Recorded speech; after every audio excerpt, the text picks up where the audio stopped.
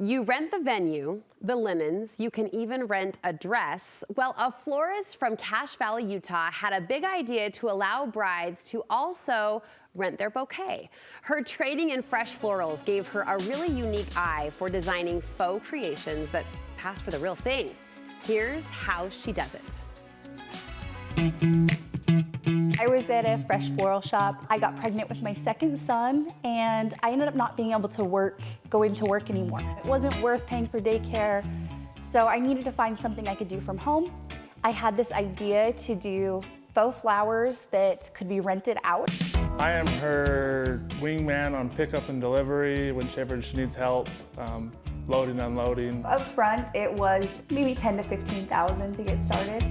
People have this connotation. They remind them of their grandma and that they're ugly and they're outdated. Nowadays, they are made so much better. It looks so freaking real. Like, even I am a florist and this thing looks real to me. I know the difference. It's insane. And I also wanted to show this one because it's my most popular. So it gets rented out far more than any of the others. Just like a really basic white and blush eucalyptus bouquet. And then I just wanted to show a bridesmaid bouquet. So this is just one from like fall colors, the rust and boho that is really in right now. This is a ceremony nest. They're very trendy right now. They are in place of like an altar. Now you have brides that can rent them, use them, give them back to me, and it costs them less. I get them back and I can re-rent them out, so I can make more money on one design than fresh flowers. You only make that one time. When she's designing, she likes to be in the kitchen, just for the sure fact to be around the family.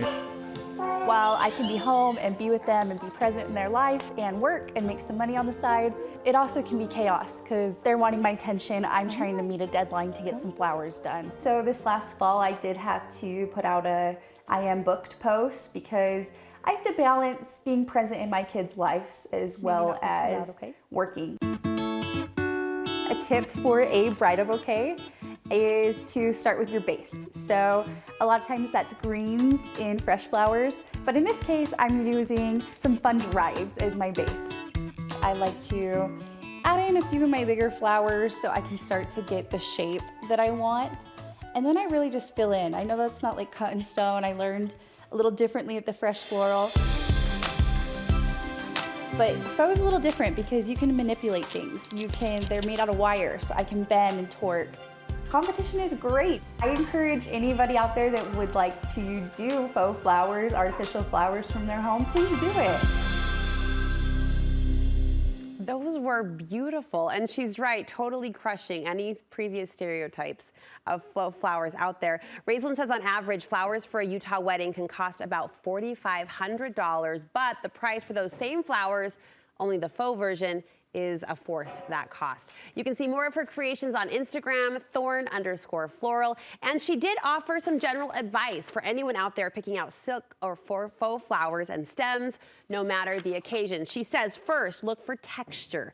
Real flowers are never perfect, so embrace any flaws you see in the design. And when it comes to color, pick somewhat realistic hues that you would find naturally in Mother Nature. And finally, she says it's worth spending a few extra bucks for higher quality stems. Great picks as maybe you're preparing for your own wedding DIY style, or even picking out some spring blooms. Did I say it? Yes, I did, for your home decor too.